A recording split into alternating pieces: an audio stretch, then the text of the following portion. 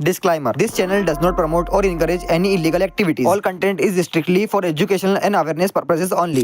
नमस्कार दोस्तों, हर सेकंड दुनिया भर में लगभग 100 से ज़्यादा सोशल मीडिया अकाउंट्स हैक होते हैं और सबसे ज़्यादा शॉक करने वाली बात यह है कि अकाउंट हैक करने के लिए हैकर्स को हमेशा कोई कोडिंग या फिर किसी डेंजरस टूल्स की ज़रूरत नहीं पड़ती है।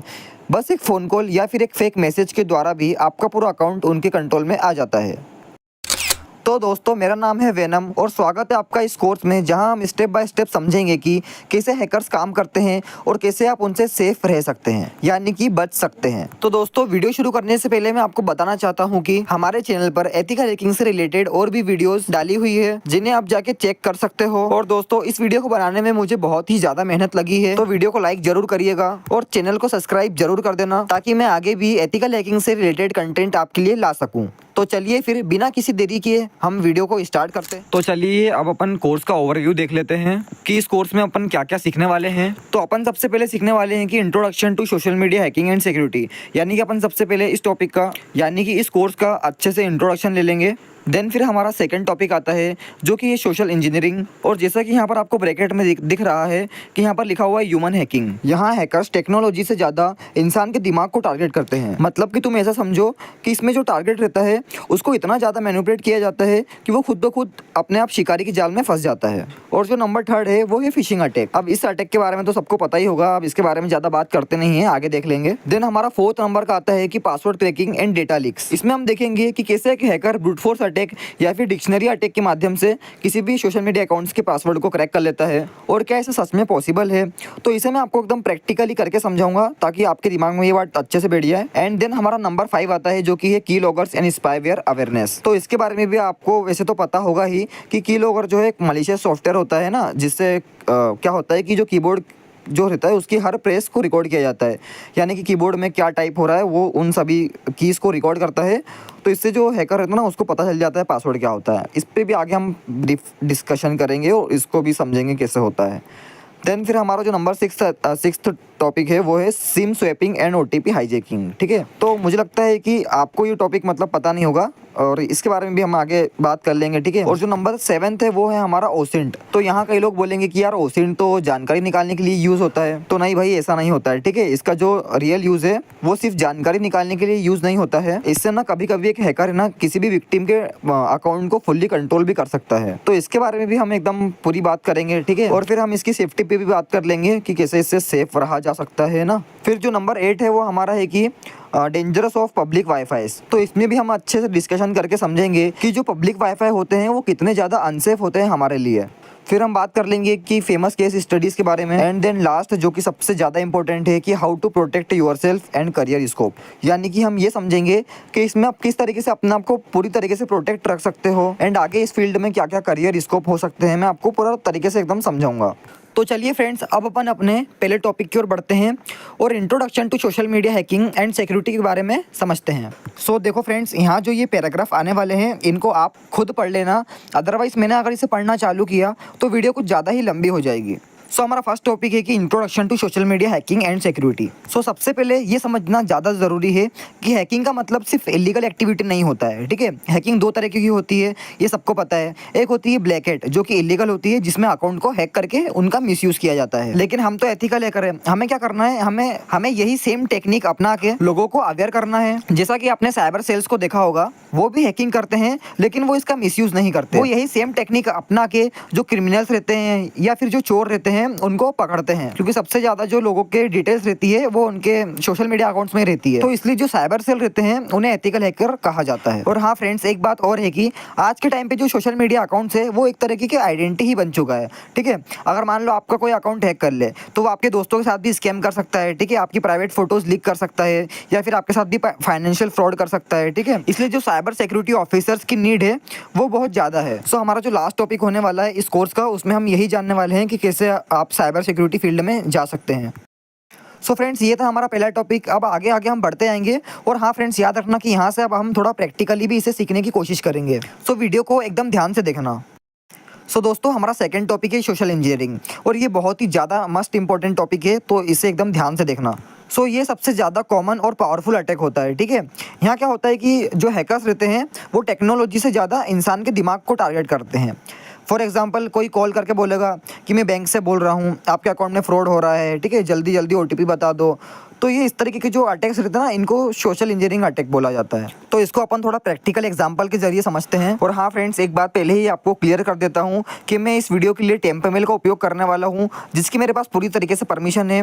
बिना परमिशन ऐसा करना इलीगल है और हमारा काम आपको एजुकेशन प्रोवाइड करना है, ना कि अनएथिकल हैकिंग सिखाना। तो देखो दोस्तों, मैं अपनी काली मशीन में आ जाता हूँ और यहाँ पर अपना टेम्प मेल ओपन करता हूँ। और इस वीडियो के लिए फ्रेंड्स मैं इस टेम्प मेल का ही उपयोग करूँगा, क्योंकि रियल जीमेल एड्रेस का यूज़ करना यूट्यूब की कम्युनिटी गाइडलाइंस के खिलाफ है। तो आप देख सकते हो कि मेरे पास एक मेल आया हुआ है जो कि securityinstagram.com की तरफ से आया हुआ है, ठीक है। अब यहाँ पर अपन क्लिक करते हैं, है ना, और यहाँ पर थोड़ा नीचे स्क्रॉल डाउन करते हैं। तो आप यहाँ पर देख सकते हो सबसे पहले जो हमारा जो जीमेल है, ठीक है, इसको थोड़ा मैं बड़ा कर देता हूँ ताकि आपको क्लियर दिखे। तो यहाँ पर आप देख सकते हो, देखो ये सिक्योरिटी इंस्टाग्राम की तरफ से मेल आया है हमें। और आप यहाँ पर देख सकते हो जीमेल भी एकदम थोड़ा वैलिड लग रहा है हमें, तो ऐसा लग रहा है कि एकदम रियल कंपनी की तरफ से हमें मेल आया हुआ है, ठीक है। और यहाँ पर बाकी चीज़ें भी एकदम प्रोफेशनल वे में लिखी हुई है, जैसे कि सब्जेक्ट लिखा हुआ है कि important security alert, suspicious activity detected on your account.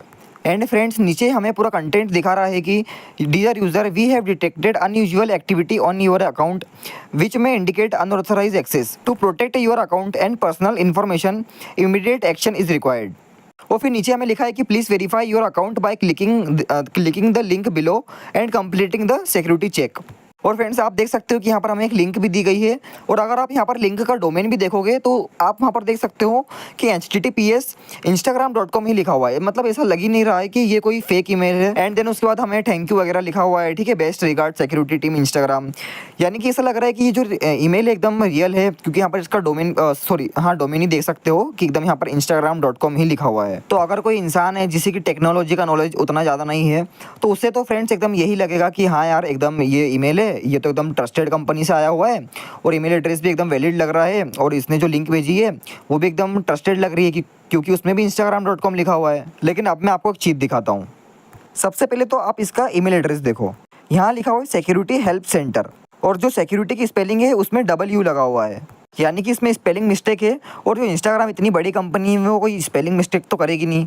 और दूसरी बात कि इंस्टाग्राम या फिर कोई भी सोशल मीडिया कंपनी हो, वो कोई इतना बड़ा ईमेल एड्रेस यूज़ नहीं करती है। और अब आप देखो, मैं जैसे ही इस लिंक पे क्लिक करता हूँ तो यहाँ कुछ ये यस नो का ऑप्शन आ रहा है, इसे यस कर देते हैं। तो आप इसका ऊपर URL देख सकते हो जो कि पूरी तरीके से चेंज हो गया है।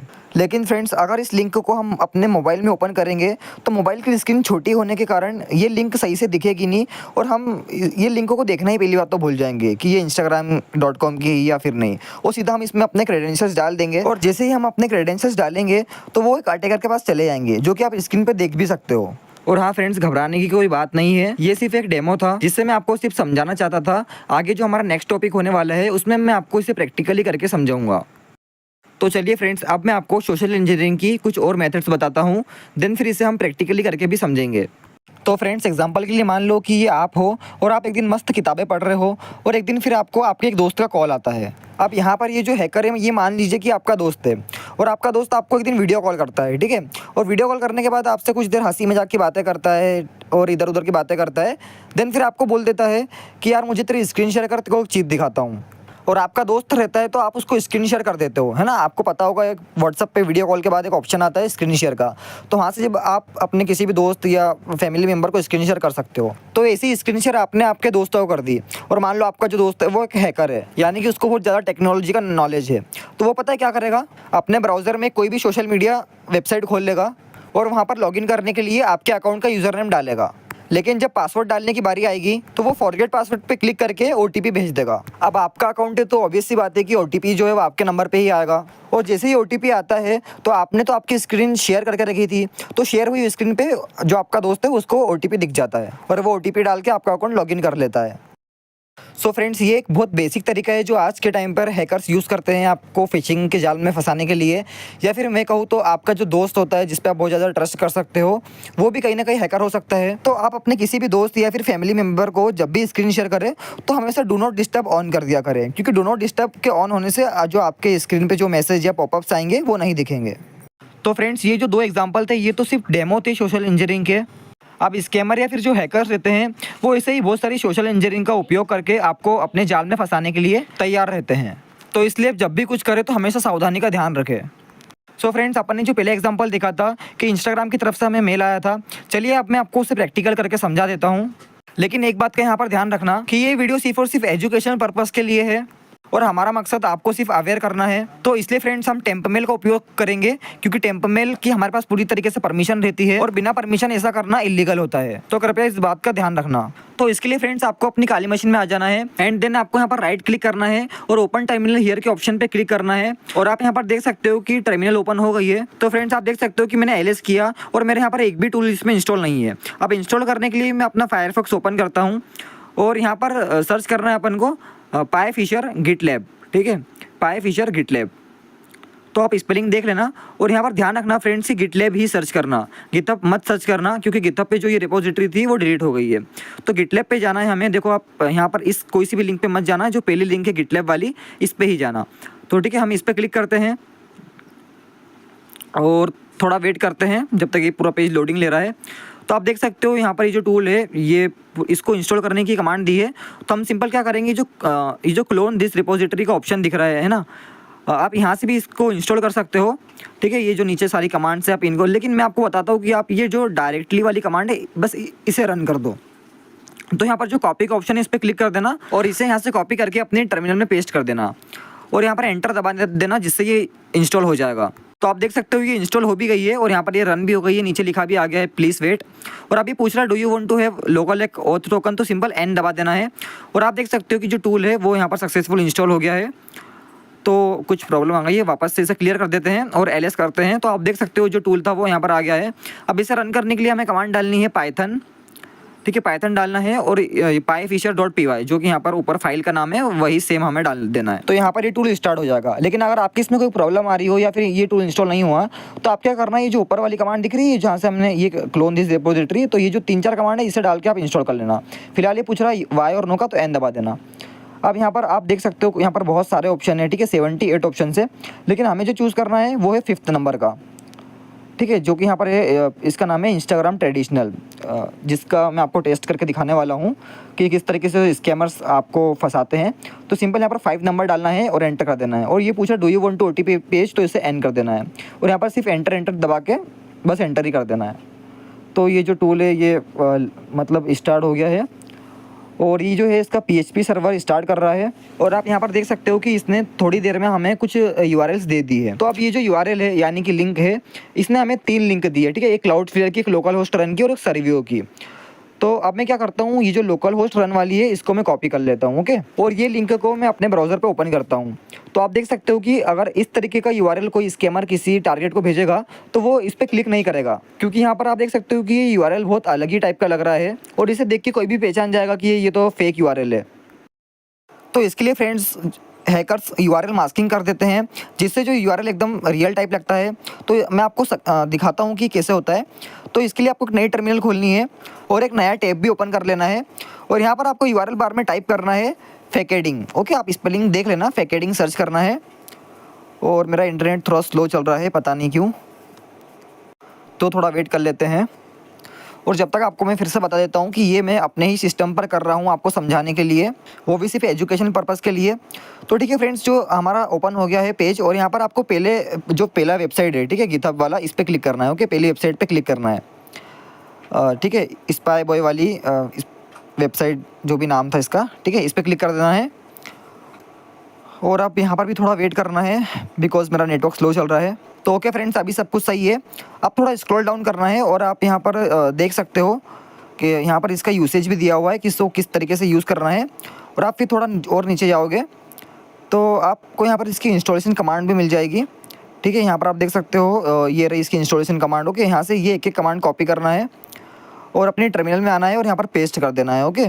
आई थिंक आप कंफ्यूज हो रहे हो, तो एक काम करते हैं, एक नई टर्मिनल ओपन कर लेते हैं, ओके, अगर आपको कुछ लग रहा हो तो ठीक है फ्रेंड्स, वो टर्मिनल मैंने क्लियर कर दी, एक नई टर्मिनल ओपन करी और आप देख सकते हो कि मेरे इसमें दिखा रहा है कि ये जो टूल है ऑलरेडी इंस्टॉल है पहले से, ओके, यहाँ पर दिखा रहा है ऑलरेडी एग्जिस्ट। तो अब जो नेक्स्ट कमांड है उसे डाल देते हैं, जो कि है CD फैकेडिंग।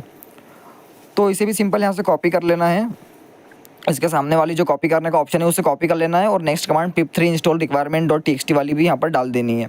तो मेरे इसमें तो ये पहले से इंस्टॉल है, तो सीधा इसके अंदर चले जाते हैं हम, तो एक गलती हो गई है ना, मैंने इस डायरेक्टरी के अंदर नहीं गया मैं, तो ठीक है ये cd करेंगे और यहाँ पर फैकेडिंग करके इसके अंदर चले जाएंगे। ओके, और अब यहाँ पर हम जो pip3 इंस्टॉल requirement.txt वाली कमांड है इसे डाल देते हैं।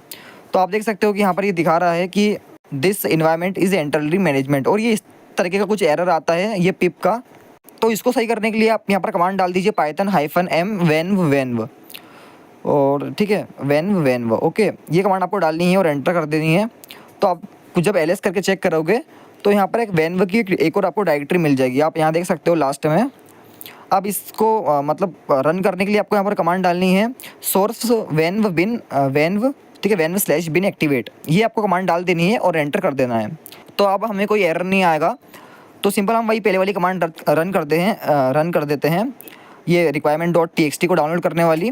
तो उसका नाम है pip3 install requirement.txt, आपको ये कमांड डाल देनी है और एंटर कर देना है। तो आप देख सकते हो ये बहुत जल्दी इंस्टॉल हो जाता है, ठीक है।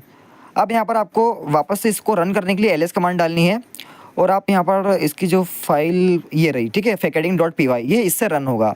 अब इसे रन करने के लिए आप कमांड डाल दीजिए python facading, ठीक है facading और .py। तो कंफ्यूज मत होना दोस्तों, ये ऊपर वाली फाइल है, ठीक है। आप यहाँ देख सकते हो facading.py। अब इसे रन करने के बाद आप यहाँ पर देख सकते हो हम इसके अंदर आ गए हैं, मतलब टूल जो सक्सेसफुल इंस्टॉल हो गया है। अब ये बोल रहा है एंटर द ओरिजिनल लिंक। सो हमने जो PyFisher से लिंक जनरेट करी थी वो यहाँ पर पेस्ट करना है। तो उसके लिए हम जाते हैं PyFisher में और जो लिंक थी उसे कॉपी कर लेते हैं, ये लोकल होस्ट रन वाली कॉपी कर लेते हैं। ओके, और इसे यहाँ के अपने फैकेडिंग टूल के अंदर डाल देते हैं। तो कुछ एरर आ गया है तो वापस से डालते हैं, फिर से एरर आ गया है, ठीक है कोई बात नहीं, इसे हम कंट्रोल-C से बंद कर देते हैं और अब वापस से इसे रन करते हैं, ठीक है। अब वापस से वही वाली कमांड डाल देते हैं, ओ सॉरी लिंक डाल देते हैं, फिर भी एरर आ रहा है, पता नहीं क्यों आ रहा है ये। आई थिंक एक काम करते हैं, हम PyFisher में जाते हैं और यहाँ पर ये जो सर्वियो वाली कमांड है, ओ सॉरी सर्वियो वाली जो लिंक है इसे डाल के देखते हैं एक बार, हो सकता है ये काम करे। तो सर्वियो वाली जो लिंक है इससे यहाँ पर ठीक है हो गया। अब यहाँ पर ये नेक्स्ट ऑप्शन आ रहा है कि एंटर योर कस्टम डोमेन, यानी कि जो URL मास्क होगा उसमें जो URL दिखेगा वो क्या होगा। तो हम यहाँ पर डाल देते हैं instagram.com, क्योंकि हमें इसको इसी की तरह बनाना है, तो instagram.com डाल देते हैं। अब यहाँ पर ये बोल रहा है कि एंटर फिशिंग कीवर्ड्स। सो हम यहाँ पर लॉगिन डाल देते हैं और अब ये प्रोसेसिंग कर रहा है, यानी URL मास्किंग स्टार्ट कर रहा है। अब थोड़ा वेट करते हैं।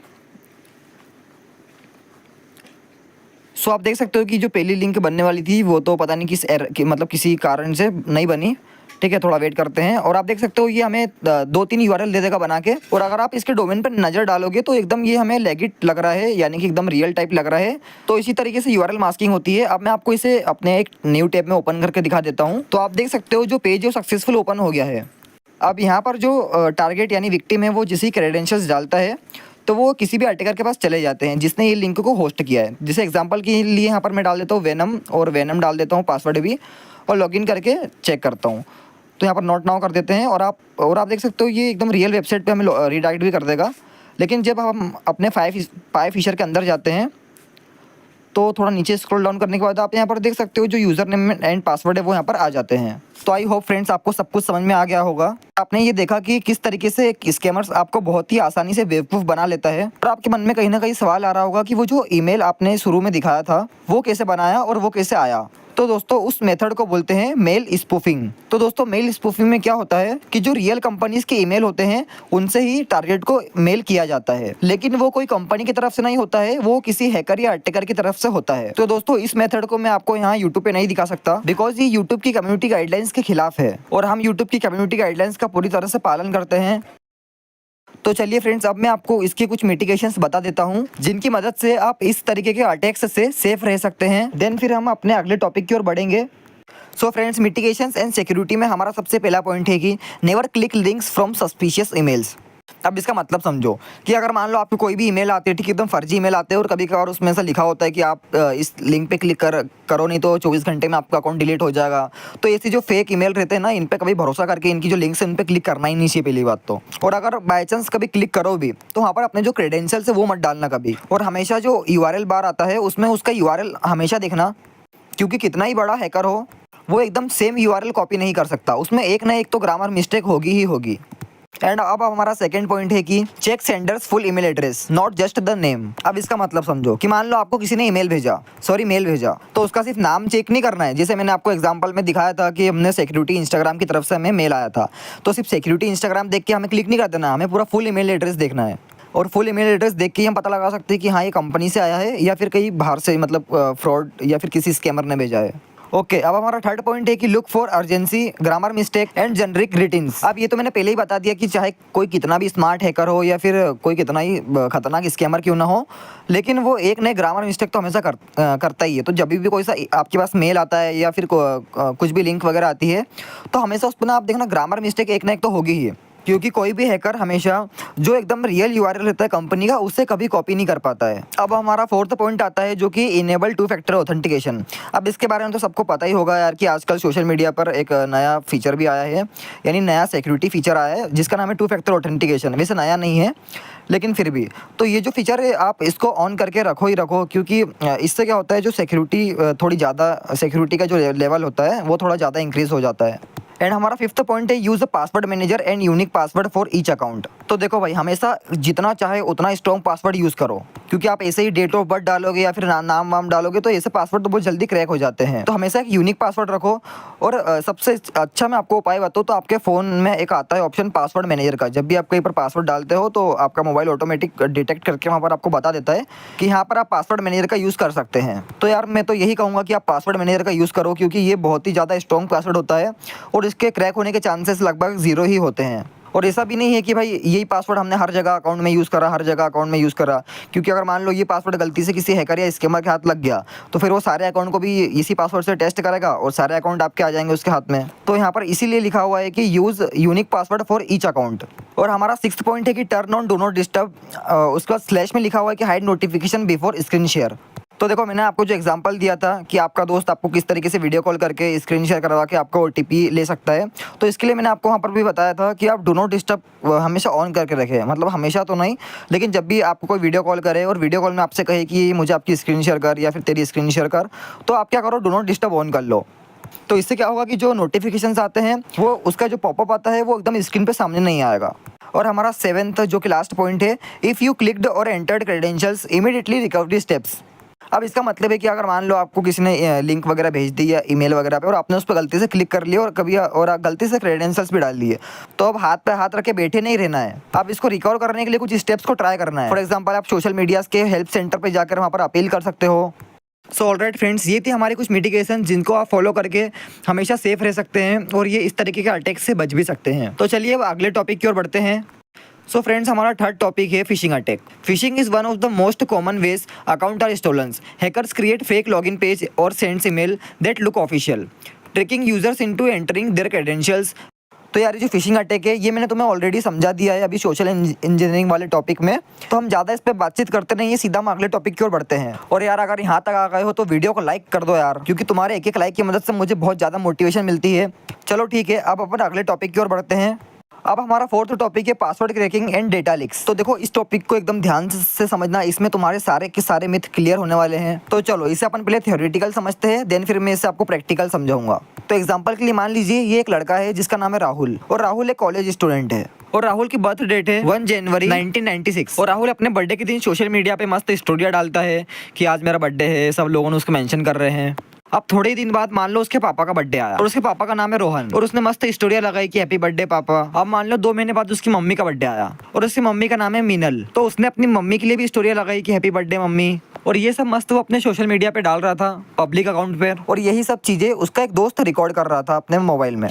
आप देखो, एक कॉमन बात कि इसका जो दोस्त था उसके पास राहुल की पूरी डिटेल्स आ गई थी, यानी कि पूरी तो नहीं लेकिन मम्मी पापा का नाम, ठीक है, बर्थ डेट वगैरह, इसकी बर्थ डेट। अब अपने इंडिया में क्या होता है, यानी इंडिया में तो नहीं, ऑल ओवर द वर्ल्ड, कि लोगों क्या करते हैं, जो अपना पासवर्ड रहते हैं किसी भी अकाउंट का सोशल मीडिया या फिर किसी भी अकाउंट का, वो अपनी कभी कभार अपनी बर्थ डेट डाल देते हैं या फिर नाम डाल देते हैं। फॉर एग्जांपल राहुल और उसकी बर्थ डेट 1 जनवरी, ऐसा कुछ भी डाल देते हैं। तो एक हैकर क्या करता है, इन सारी डिटेल्स को इकट्ठा करके एक यूज़र बेस्ड वर्ड लिस्ट बना लेता है। अब भले ही उसके पास इन्फॉर्मेशन सिर्फ 4 या 5 हो, जैसे कि बर्थ डेट वगैरह, नाम मम्मी पापा का, तो वो इन 4-5 नाम से भी वो कम से कम 2 से 3,000 वर्ड्स की एक वर्ड लिस्ट बना सकता है, या फिर 200 3,000 वर्ड्स तो बहुत कम हो गए, ऐसा समझो कि वो 1 मिलियन पासवर्ड्स की वर्ड लिस्ट बना सकता है। एंड देन फिर वो ब्रूट फोर्स मेथड का यूज़ करके पासवर्ड क्रैक कर सकता है। अब ब्रूट फोर्स मेथड में क्या होता है कि वर्ड लिस्ट में से हर एक पासवर्ड बार बार ऑटोमेटिक ट्राई होता जाता है जब तक कि उसे एकदम रियल पासवर्ड ना मिले।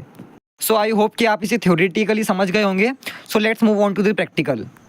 सो ऑलराइट फ्रेंड्स, अपनी काली मशीन में आने के बाद डेस्कटॉप पे राइट क्लिक करके टर्मिनल ओपन टर्मिनल हियर पे क्लिक करना है। और यहाँ पर अब क्या करेंगे हम, इसका साइज़ थोड़ा इंक्रीज कर देता हूँ, ठीक है। अब क्या करना है, आपको अपना ब्राउज़र खोलना है और यहाँ पर न्यू टैब में आपको सर्च करना है कप गिथब, ठीक है। स्पेलिंग आप देख लीजिए, CUPP गिथब। और मेरा इंटरनेट पता नहीं थोड़ा स्लो चल रहा है आज, पता नहीं क्यों।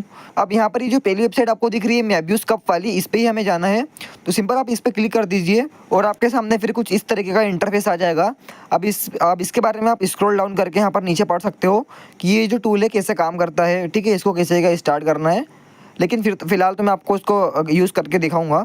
तो कुछ नहीं करना है, हमें ऊपर यहाँ पर कोड के बटन पे क्लिक करना है और इसका URL कॉपी करना है और यहाँ पर आपको कमांड लिखनी है git clone और इस लिंक को पेस्ट कर देना है। तो अब आप देख सकते हो कि जो टूल था वो यहाँ पर क्लोन होना स्टार्ट हो गया है। तो फ्रेंड थोड़ा इंटरनेट स्पीड की इशू है मेरे ज़रा, ठीक है, कोई बात नहीं, ये हो गया इंस्टॉल। अब क्या करेंगे, हम यहाँ पर LS करेंगे और आप देख सकते हो ये एक कप का फोल्डर है। अब इसके अंदर जाने के लिए आप कमांड डाल दिए CD कप, तो आप इस डायरेक्टरी के अंदर चले जाओगे, ठीक है। आप देख सकते हो हम इसके अंदर आ गए हैं। अब LS डालना है और आप यहाँ पर देखो कि इसे रन कैसे करना है। ये जो रन है ये cup.py की मदद से रन होगा। तो इसे रन करने के लिए आप सिंपल कमांड डाल दीजिए पाइथन और यहाँ पर आप cup.py जो ऊपर वाली फाइल है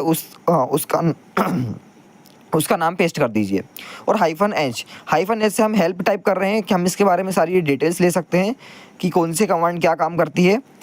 तो हमें सिर्फ यहाँ पर -I यूज़ करना है, बाकी तो किसी चीज़ की हमें ज़रूरत नहीं पड़ेगी। बाकी आप यहाँ पर दूसरी कमांड्स के बारे में भी पढ़ सकते हो, जिसे -W से फाइल नेम दिया जाता है, ठीक है। चलो अब इसको क्लियर कर देते हैं और यहाँ पर वापस से LS डाल देते हैं, क्योंकि मैं फ़ाइल का नाम भूल गया हूँ, ठीक है। अरे एक मिनट, LS है ना। अब यहाँ पर हम कमांड डालेंगे python 3 cup.py and space -I। अब हम जैसे ही एंटर करेंगे तो देखो यहाँ पर ये पूछ रहा है फर्स्ट नेम, तो यहाँ पर हम राहुल टाइप कर देते हैं, RAHUL, ठीक है। राहुल हमने टाइप कर दिया।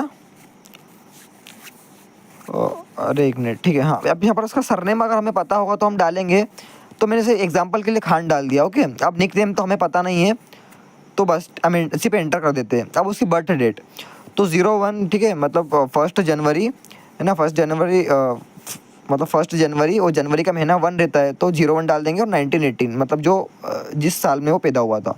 अब यहाँ पर पार्टनर नेम मतलब उसकी गर्लफ्रेंड वगैरह का नाम है ना, तो अगर पता हो तो, वैसे तो कोई गधा ही होगा जो ये सब पब्लिक शेयर करके रखेगा, तो हमें तो पता नहीं भाई राहुल की कौन है GF, तो हम सिंपल इसको यहाँ पर सिर्फ लीव कर देते हैं, ठीक है, मतलब एंटर करके छोड़ देते हैं। अब यहाँ पर पार्टनर का निक नेम मतलब उसकी जो पार्टनर होगी उसका निक नेम पता हो तो डाल सकते हैं, नहीं तो कोई दिक्कत नहीं। अब यहाँ पर पार्टनर की बर्थ डेट अगर पता हो तो डाल सकते हैं, नहीं तो कोई दिक्कत नहीं, ठीक है। अब चाइल्ड नेम, उसकी शादी नहीं तो बच्चे कहाँ से होंगे, ठीक है, इसको हटा देते हैं, इसको भी एंटर कर देते हैं चाइल्ड निक नेम को। अब चाइल्ड की बर्थ डेट तो इसको भी सिर्फ एंटर कर देते हैं। पेट्स के नेम मान लीजिए हमने टफ़ी ले लिया, ठीक है, उसके मतलब कुत्ते का नाम है टफ़ी, ओके। अब कंपनी नेम, अब मान लो वो कोई सी example.com मतलब कोई सी भी कंपनी में हम यहाँ पर example.com लिख रहे हैं, वो इसमें काम करता है। अब ये पूछ रहा है do you want to add some words about the victim, मतलब हमें कुछ और जानकारी पता हो अगर टारगेट के बारे में, तो हम यहाँ पर वो डाल सकते हैं। तो जैसे कि हम डाल देते हैं उसके बारे में, जैसे कि उसके पापा का नाम तो रोहन, तो हम यहाँ पर रोहन डाल देते हैं और कॉमा लगा देते हैं। और उसकी मम्मी का नाम क्या था, मीनल था ना, आई थिंक, भूल गया हूँ मैं, हाँ मीनल ही था, तो मीनल डाल के कर देते हैं एंटर, ओके। अब यहाँ पर इसके बाद जो आपसे पूछेगा सिर्फ आपको वाई करते जाना है और कुछ भी नहीं करना है, ठीक है। तो एंटर कर देते हैं और यहाँ पे ये पूछ रहा है do you want to, simple इसको वाई कर देते हैं, ठीक है। ये भी पूछ रहा है डू यू वांट टू, तो इसको भी वाई कर दो, ठीक है, कुछ ज़्यादा पढ़ने की ज़रूरत नहीं है, इसको भी वाई कर दो और इसको भी वाई कर दो, ठीक है। अब यहाँ पर आप देख सकते हो ऊपर यहाँ पर rahul.txt लिखा रहा है और एक हमारे सामने एक वर्ड लिस्ट फाइल जो है वो बन के आ रही है ना। तो अब अपन थोड़ी देर वेट कर लेते हैं। तो दोस्तों मेरे पास इतना ज़्यादा टाइम नहीं है कि मैं वर्ड लिस्ट बनने का पूरा वेट करूँ, तो मैं सिंपल इसको 1-2 मिनट चलाता हूँ और इसको कंट्रोल-C से बंद कर देता हूँ एंड देन टर्मिनल क्लियर करते हैं। और जैसे ही LS करते हैं तो यहाँ पर आप देख सकते हो एक नई फाइल हमारे पास आ गई है, मतलब TXT फाइल जिसका नाम है rahul.txt, ठीक है। अब मतलब ये हमारे एक वर्ड लिस्ट की फाइल है। अब मैं आपको उसका वर्ड काउंट करके दिखाता हूँ। तो WC-A rahul.txt लिखेंगे और आप यहाँ पर देख सकते हो कि वर्ड है 16,432 है ना, मतलब इस rahul.txt के अंदर वो भी सिर्फ 1 या 2 मिनट में इतने वर्ड्स बन गए हैं। पर अगर आप इसे चलाओगे जब तक कि पूरे वर्ड्स कंप्लीट नहीं हो जाते हैं तो हो सकता है कि आपके 1 लाख वर्ड्स की तो फाइल बनी जाए, जहाँ तक मुझे लगता है। तो ठीक है दोस्तों, तो अब अपन प्रैक्टिकली समझ लेते हैं कि ब्रूट फोर्स मेथड क्या होती है। तो ऑलराइट गाइस, काली मशीन में आने के बाद सबसे पहले ब्राउज़र ओपन करते हैं। और फ्रेंड्स, मैं यहाँ पर एक वेबसाइट का यूज़ करने वाला हूँ जिसका नाम है vulnerweb.com, और इसकी मेरे पास पूरी तरह से परमिशन है। हम रियल इंस्टाग्राम या फिर किसी भी सोशल मीडिया अकाउंट का यूज़ नहीं कर सकते हैं, बिकॉज ये यूट्यूब पर इलीगल है बताना, और यूट्यूब की कम्युनिटी गाइडलाइंस का हम पूरी तरीके से पालन करते हैं। तो इसलिए हम यहाँ पर टेस्टिंग वेबसाइट ले रहे हैं जिसका नाम है testasp vulnerweb.com। तो आप देख सकते हो ये इस वेबसाइट है जो कि एकदम हमें थोड़ा फील देगी सोशल मीडिया की तरह। तो यहाँ पर देखो रजिस्टर का ऑप्शन है, मतलब हम नया अकाउंट बनाते हैं। तो यहाँ पर यूज़र नेम कुछ भी डाल देते हैं, ठीक है, मतलब एक अकाउंट बनाना है। तो यहाँ पर यूज़र नेम मैंने डाल दिया वेनम, ठीक है, वेनम यूज़र नेम डाल दिया मैंने। तो एक काम करते हैं, वेनम आर लिख लेते हैं, ठीक है, venom or user name, okay, क्योंकि वेनम तो और किसी ने भी हो सकता है लिया हो, तो वेनम आर लिख लिया। अब यहाँ पर रियल नेम में भी कुछ भी डाल देते हैं। अब एग्जांपल के लिए यहाँ पर भी हम वेनम डाल देते हैं, ओके। अब ईमेल डालना है, तो ईमेल भी हम अपने हिसाब से कुछ भी डाल सकते हैं, कोई रियल ईमेल डालने की ज़रूरत नहीं है। सिर्फ ऐसा समझो कि हम एक अकाउंट बना रहे हैं, ओके, मतलब नया अकाउंट रजिस्टर कर रहे हैं। तो यहाँ पर एक venom123@gmail.com डाल दिया, और पासवर्ड में भी कुछ भी डाल दिया मैंने, ओके। अब यहाँ पर रजिस्टर मी पे क्लिक कर देते हैं। तो देखो अपना अकाउंट बन गया है। अब यहाँ पर लॉगिन करने का बोल रहा है, तो चलो लॉगिन करके आपको दिखा देता हूँ फटाफट से मैं। तो वेनम डाला और -r डाला, और मेरा जो पासवर्ड था इसका वो यहाँ पर डाल दिया है, ओके। अब लॉगिन पे क्लिक किया तो आप देख सकते हो सक्सेसफुल यहाँ पर लॉगिन हो गया है। ऊपर लॉगआउट वेनम का भी ऑप्शन आ रहा है, मतलब हम लॉगिन है इसके अंदर। यहाँ पर देखो थ्रेड 5 दिखा रहा है, पोस्ट 2, मतलब ठीक है, ये इस तरीके का हमें दिखा रहा है, यानी कि हम इसके अंदर लॉगिन है। अब क्या करेंगे, हम मान लो कि मुझे इसका पासवर्ड अगर इसका पासवर्ड अगर मैं भूल गया हूँ और मुझे इसका पासवर्ड क्रैक करके पता करना है कि मेरे अकाउंट का पासवर्ड क्या था, तो इसके लिए हम क्या करेंगे, हम इसके लिए बर्बसूट का यूज़ करेंगे, ओके, बर्बसूट का। तो इसको मैंने मिनिमाइज़ कर देता हूँ, और यहाँ पर हम सर्च करेंगे बर्बसूट, ओके। अब यहाँ पर इसको ओपन कर लेते हैं। अब ये ओपन होगा तो आपके इसमें कुछ भी पूछेगा तो आप एक्सेप्ट कर देना, यस कर देना, और यहाँ पर स्टार्ट का ऑप्शन आएगा, तो बस स्टार्ट अब पे क्लिक कर देना, और इसको मैं फुल स्क्रीन पे कर देता हूँ, ओके। अब यहाँ पर थोड़ा सा वेट टाइम लगेगा, अगर आप पहली बार इसे ऑन करोगे तो आपको सिर्फ थोड़ा सा टाइम लगेगा, ओके। अब यहाँ पर हमें जाना है प्रॉक्सी के ऑप्शन में, और अब देखो क्या होता है कि आपको इसके लिए CA सर्टिफिकेट लगता है, लेकिन मैं आपको एक तरीका बताऊँगा जिसके बिना भी आप यहाँ पर सब कुछ कर पाओगे, ओके। तो यार इसको मुझे थोड़ा बड़ा करना है, 1 मिनट देखते हैं ये इसका साइज़ इंक्रीज़ होगा या नहीं। नहीं यार, यहाँ तो ऑप्शन नहीं आ रहा है, चलो छोड़ो, ठीक है, हम ऐसे ही समझ लेंगे। आई होप कि आपको पूरा क्लियर दिख रहा है, ओके। प्रॉक्सी के ऑप्शन में आना है, यहाँ पर ओपन कर लेना है। तो ये जो है हमें बर्बसूट का ही एक डिफ़ॉल्ट ब्राउज़र मिल जाता है, ओके। अब यहाँ पर हम क्या करेंगे, हमारी जो वेबसाइट थी vulnerweb.com, इसका URL कॉपी कर लेते हैं ना, OCP .com तक ही करना है, ओके, क्योंकि अगर आप इसके बात करोगे तो वो लॉगिन नहीं हो जाएगा। अब इसको यहाँ पर हम जैसे ही ओपन करेंगे तो आप यहाँ पर देख सकते हो हमें ऑप्शन आ रहे हैं लॉगिन इन रजिस्टर के। तो अब हम लॉगिन पे क्लिक करते हैं और यहाँ पर अपना यूज़र नेम डाल देते हैं जो हमने अकाउंट बनाया था वेनम, ओके, और पासवर्ड डाल देते हैं, है ना, और लॉगिन पे क्लिक करते हैं। तो देखो यहाँ पर दिखा रहा है इनवैलिड लॉगिन, है ना। तो ठीक है फ्रेंड्स, अब क्या करेंगे, हम वापस जाएंगे यहाँ पर बर्बसूट में, और यहाँ पर इसका इंटरसेप्ट ऑन कर लेते हैं, और यहाँ पर हम वापस आएंगे और यहाँ पर यूज़र नेम डाल देते हैं वही वाला वेनम, ओके, वेनम और वेनम आर डाल दिया। यहाँ पर पासवर्ड में आप कुछ भी डाल देते हैं ना, कुछ भी गलत डाल देते हैं, क्योंकि हमें वैसे भी हम इसको यहाँ पर ब्रूट फोर्स की मदद से क्रैक करने वाले। तो जिससे आप लॉगिन करोगे ना तो ये आप ऑटोमेटिक बर्बसूट के अंदर पहुँच जाओगे, और यहाँ पर आपकी रिक्वेस्ट कैप्चर हो जाएगी। अब क्या करना है, आपको यहाँ पर इतने एरिया में कहीं भी आप कर सकते हो, ठीक है, इतने एरिया में कुछ नहीं, आपको सिर्फ राइट क्लिक करना है, और यहाँ पर आपको एक ऑप्शन दिखेगा सेंड टू इंट्रूडर पे, है ना, इस पर क्लिक कर देना है, ओके। और आप ऊपर इंट्रूडर में चले जाए, और आप यहाँ पर देख सकते हो हमें यहाँ पर पूरी रिक्वेस्ट हमारे पास आ गई है। अब क्या करना है आपको, ये देखो मेरा यूज़र नेम है वेनम आर, है ना। अब हमें क्रैक तो पासवर्ड करना है, तो सिंपल बस पासवर्ड के ऊपर इसको हाईलाइट करना है, ओके, पासवर्ड को हाईलाइट करना है, और यहाँ पर आपको ऊपर एक साइन दिखेगा $8 का, है ना, ये डॉलर जो भी बोलते हैं इसको, है ना, मैं तो डॉलर ही बोलता हूँ। तो $8 पे, और आपको यहाँ पर $1 लगा देना है ना। अब इस साइड आपको यहाँ पर पेलोड मिलेगी, तो इसको सिंपल लिस्ट ही रहने देना है। अब यहाँ पर आपको दिख रहा है ऐड करने का ऑप्शन। अब यहाँ पर क्या, हमें एक वर्ड लिस्ट ऐड करनी है, मतलब एक पासवर्ड की वर्ड लिस्ट, है ना। जैसे कि हमने यहाँ पर एक पासवर्ड की वर्ड लिस्ट बनाई थी, कहाँ थी वो, 1 मिनट मुझे ओपन कर लेने दो, ओपन टर्मिनल हियर कर लेते हैं, LS करते हैं, 1 मिनट, LS, है ना, और कप के अंदर थी शायद से, हाँ कप के अंदर थी, LS कर लेते हैं। तो देखो यहाँ पर ये जो rahul.txt दिख रही है ना, हम इसको भी ऐड कर सकते हैं। तो इसको मैं ओपन करता हूँ, 1 मिनट, rahul.txt। तो आप ये देख सकते हो यहाँ इसके अंदर ये इतने सारे देखो कंबाइंड पासवर्ड उसने बना के दिए थे हमें ना।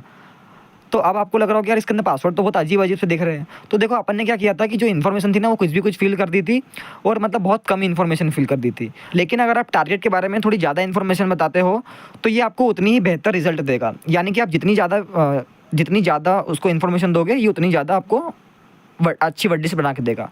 आप क्या करते हैं, हम यहाँ पर कुछ भी पासवर्ड वगैरह ऐड कर देते हैं ना। अब इतनी बड़ी वर्ड लिस्ट तो ऐड नहीं कर सकते, तो कुछ भी पासवर्ड टाइप कर देते हैं, है ना। और एक लास्ट में एक रियल पासवर्ड डाल देंगे। तो एक यहाँ पर वेनम डाल देते हैं, है ना, वेनम 345, ओके। और ये इसका रियल पासवर्ड है ना। और एक यहाँ पर कुछ भी डाल देते हैं ना, एक और पासवर्ड डाल देते हैं, देखते हैं कन्फ्यूज़ होता है कि नहीं। और भी कुछ टाइप कर देते हैं, ठीक है। मैं कुछ टाइप कर रहा हूँ ना कीबोर्ड में, ताकि आपको समझाने के लिए कि कैसे काम करता है ये। अब ठीक है, हो गया हमारा सारा। यहाँ पर आपको कुछ छेड़छाड़ नहीं करना है, सिंपल स्टार्ट अटैक पे क्लिक कर देना है। और ये कुछ पूछेगा, इसको सिंपल ओके कर देना है। अब आप देखो ये क्या कर रहा है, सारे के सारे पासवर्ड्स को टेस्ट कर रहा है उस वेबसाइट पे, है ना। और जैसे ही इसको रियल पासवर्ड मिलेगा तो ये हमें बता देगा। तो ये थोड़ी स्क्रीन छोटी दिख रही है, इसको मैं थोड़ा बड़ा कर लेता हूँ, 1 मिनट, ठीक है, इतना सही है, ओके। अब हम थोड़ा वेट करते हैं। तो ओके, इसने सारे के सारे पासवर्ड टेस्ट कर लिए हैं। अब यहाँ पर आप सबका स्टेटस को देखो, सब में 200 दिखा रहा है ना, यानी कि सबका 200 है। लेकिन बस एक जो है वेनम 345, इसके आखिरी में देखो दिखा रहा है सिर्फ ओनली 302, यानी कि यही इसका रियल पासवर्ड है, ओके। अब इसके पीछे की साइंस वो उसको समझने में टाइम वेस्ट मत करो, बस इतना समझो कि देखो सबके 200 है, लेकिन बस उसका ही 302 था। तो वो जो पासवर्ड था ना उसको हम एक बार टेस्ट कर लेते हैं, ओके। कहाँ गया वो, 1 मिनट, यहाँ था, है ना। देखो इसके आखिर 302 है, तो ये जो वेनम 345 है इसको हम एक बार टेस्ट कर लेते हैं ना। तो इसको मैं क्लोज़ कर देता हूँ और डिस्कार्ड, और इसको भी क्लोज़ कर देते हैं, ओके। अरे यार ठीक, अब टेस्ट करते। अरे यार एक दिक्कत हो गई है। एक काम करता हूँ, ये वाले ब्राउज़र में आपको मैं टेस्ट करके दिखा देता हूँ। मतलब आप समझ तो गए ना यार कि किस तरीके से काम करता है। स्टेटस कोड जिसका भी 302 आए या फिर जिसका सबसे अलग आए वही उसका पासवर्ड होता है। तो यहाँ पर बस वेनम और आर डाल देते हैं, आर, और उस जो हमें पासवर्ड मिला था वहाँ पर वेनम 345 वो यहाँ पर डाल देते हैं ना। वेनम डालेंगे 345 और अब कर देते हैं लॉगिन पे क्लिक। तो देखो यहाँ पर सक्सेसफुल लॉगिन हो गया है ना। तो इस तरीके की मेथड को बोलते हैं ब्रूट फोर्स मेथड। लेकिन अब मेरी एक बात सुनो कि ये जो ब्रूट फोर्स मेथड है ये हम एकदम रियल सोशल मीडिया प्लेटफॉर्म पर भी करके देख सकते हैं खुद के अकाउंट पे। लेकिन देखो क्या होता है कि जो सोशल मीडिया अकाउंट है ना वो HTTPS का उपयोग करते हैं, और जो HTTPS है वो एकदम सेफ होती है, बल्कि HTTP जो है वो नॉट सिक्योर होती है। और क्या होता है कि जो HTTPS, जैसे कि मान लो फॉर एग्जांपल के लिए facebook.com, तो अगर आप इस पर ब्रूट फोर्स ट्राई करोगे ना तो इस पर क्या रहता है, इस पर लिमिटेशंस लगी हुई है कि अगर आपने ब्रूट फोर्स ट्राई किया और अगर आप 2 से ज़्यादा अगर आपने गलत पासवर्ड डाले तो ये तुरंत आपका IP ब्लॉक कर देता है, और ये जो ब्रूट फोर्स अटैक है यहाँ पर एकदम फेल हो जाता है। और देखो आपको एक और चीज़ बताता हूँ मैं कि आपको यूट्यूब पर इसी ढेरों वीडियो मिल जाएगी जो ये बताते हैं कि हम एक गिटहब पर टूल है जिसकी मदद से हम हर बार अपना IP एड्रेस चेंज कर सकते हैं और ये ब्रूट फोर्स मेथड ट्राई कर सकते हैं। तो देखो अगर आप आपका IP एड्रेस चेंज भी कर लोगे और हर बार अलग अलग IP एड्रेस से अगर आप रिक्वेस्ट भेजोगे वेबसाइट पर तो भी वो इतना स्लो अटैक होगा, क्योंकि देखो IP एड्रेस चेंज होने में कम से कम 3 सेकंड लगते हैं, है ना। ये बात बिल्कुल फेक है कि हर सेकंड में IP एड्रेस बदलता है, ये बिल्कुल झूठी बात है। कम से कम 3 सेकंड तो लगते हैं। और अगर आपको मान लो वर्ड लिस्ट अच्छी मिल गई और अगर आप ब्रूट फोर्स ट्राई भी कर रहे हो तो कितना टाइम लगेगा यार। आप ये तो सोचो कि एक अकाउंट का आपको पासवर्ड निकालने में आपको कम से कम महीना भर लग जाएगा अगर आप मेरी बात मानो तो। ये बिल्कुल पॉसिबल नहीं है ऐसा। और ये जो ऐसी यूट्यूब पे वीडियो पड़ी हुई है इनका कोई सेंस तो है नहीं, बस इन्हें ऐसी व्यूज़ लेने के लिए वीडियो बना के रखी है। तो दोस्तों अब मैंने आपको बता दिया है कि पासवर्ड क्रैकिंग का मिथ क्या है, और ये सिर्फ HTTP वेबसाइट पे होता है जो कि सिक्योर नहीं होती है। हालांकि HTTPS पर भी होता है, लेकिन अगर उसमें फायरवॉल्स लगे हैं या फिर लिमिटेशंस लगी हुई है जैसे IP ब्लॉक की, तो वो काम नहीं करता। तो इस टॉपिक का एक पार्ट और बचा है, तो फटाक से उसको समझते हैं फिर अपन अगले टॉपिक की ओर बढ़ेंगे। तो दोस्तों आप यहाँ ऊपर हेडिंग में देख सकते हो, यहाँ पर password cracking and data leaks लिखा है। तो इस डेटा लीक का मतलब क्या होता है मैं आपको समझाता हूँ। तो दोस्तों अभी आपने हाल फिलहाल में सुना ही होगा कि डार्क वेब पे 16 million user name and password leak हुए हैं। अब इसमें बड़ी बड़ी कंपनियां भी है, for example Facebook, Instagram, Gmail, Google and Snapchat, LinkedIn. तो जो भी हैकर्स ये इस तरीके के SQL इंजेक्शन की मदद से डेटा लीक करते हैं तो वो हैकर्स डार्क वेब पे इन डेटाबेस को सेल करते हैं। अब इस लीक्ड डेटाबेस को जो भी खरीदता है उसके पास भी आपका अकाउंट का user name, password, phone number ऐसी जानकारियाँ होती है। तो इसी के माध्यम से वो आपके अकाउंट को अनऑथराइज एक्सेस कर सकता है।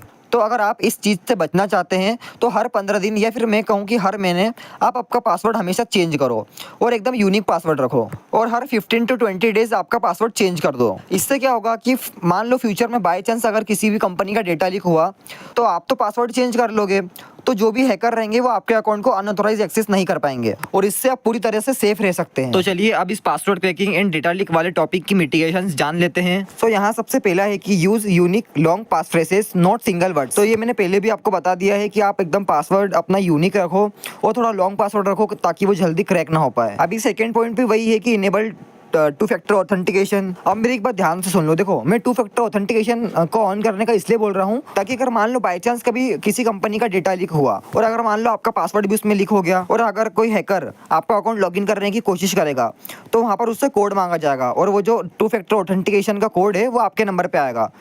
तो इससे वो आपका अकाउंट कभी भी लॉगिन नहीं कर पाएगा जब तक कि आप खुद उसे कोड बता ना दो। बस यही एक कारण है जो मैं आपको हमेशा कहता हूँ कि आप टू फैक्टर ऑथेंटिकेशन हमेशा ऑन रखें। चलिए तो आप अपना अगले टॉपिक की ओर बढ़ते हैं। तो अपना अगला टॉपिक है की लॉगर्स एंड स्पाईवेयर अवेयरनेस। अब ये जो टॉपिक की मतलब रीडिंग वगैरह है ना, ये सब तुम कर लेना, मैं तुम्हें इसका साफ एकदम हिंदी में मतलब समझा देता हूँ। तो देखो दोस्तों क्या होता है, एग्जांपल के लिए मान लो एक एंड्रॉइड है, ठीक है, आपका फ़ोन है। अब आपके दोस्त ने या फिर किसी ने आपको बोल दिया कि भाई एक ऐप भेज रहा हूँ, ये पिक्सआर्ट का प्रीमियम वर्जन है या फिर इनशॉट या फिर वीएन या कैपकट इसका प्रीमियम वर्जन है, तो तू भी इसको डाउनलोड कर ले। अब क्या होगा कि जैसे ही तुम उस ऐप को डाउनलोड करोगे ना तो वो तुम्हारे से बहुत सारी परमिशन मांग लेगा, ठीक है, और तुम उसको सारी परमिशन जब अलाउ कर दोगे तो क्या होगा कि तुम्हारे कीबोर्ड की वो हर प्रेस को रिकॉर्ड करेगा, ठीक है। कि जैसे मान लो एग्जांपल में तुम जो टाइप कर रहे हो ना अपने कीबोर्ड से, तुम जो टाइप कर रहे हो, चाहे तुम अपनी गर्लफ्रेंड वगैरह को, तुम जिसको भी तुम मैसेज भेज रहे हो हाय हेलो करके, या फिर तुम यहाँ तक कि अगर तुम अपना यूपीआई पिन तक डाल रहे हो, एग्जाम्पल के लिए जैसे कि तुम अगर कोई सा यूपीआई ऐप यूज़ कर रहे हो, पेटीएम, फ़ोनपे, तो अगर आप आपकी यूपीआई पिन भी डालोगे ना तो वो भी एक हैकर या फिर जो अटैकर जिसने आपको ऐप भेजा था उसके पास वो सारी प्रेस रिकॉर्ड होकर चली जाएगी। अब वो पता लगा सकता है कि आपने टाइप क्या किया था। और इसी के जैसा सेम विंडोज़ में होता है, ठीक है। अब विंडोज़ में मान लो आपको किसी ने एक EXE फाइल भेज दी है, मतलब EXE भेज दिया किसी ने और आपने उसको डाउनलोड कर लिया, तो आप जो भी अपनी विंडोज़ मशीन में जैसे कि क्रोम पे या फिर उसके जो एज ब्राउज़र होता है उस पर आप जो भी टाइप करोगे या फिर जो भी सर्च करोगे, जैसे एग्जांपल के लिए मान लो आपने आपका कोई सा भी सोशल मीडिया अकाउंट खोला और वहाँ पर आपने user name and password fill करे, तो आपने टाइप तो आपके कीबोर्ड से ही करे थे, तो वो जो टाइप है मतलब जो प्रेस रिकॉर्ड करी हुई है वो सीधा एक हैकर के पास चले जाएगी। तो आई होप कि आपको ये थ्योरेटिकली समझ में आ गया होगा।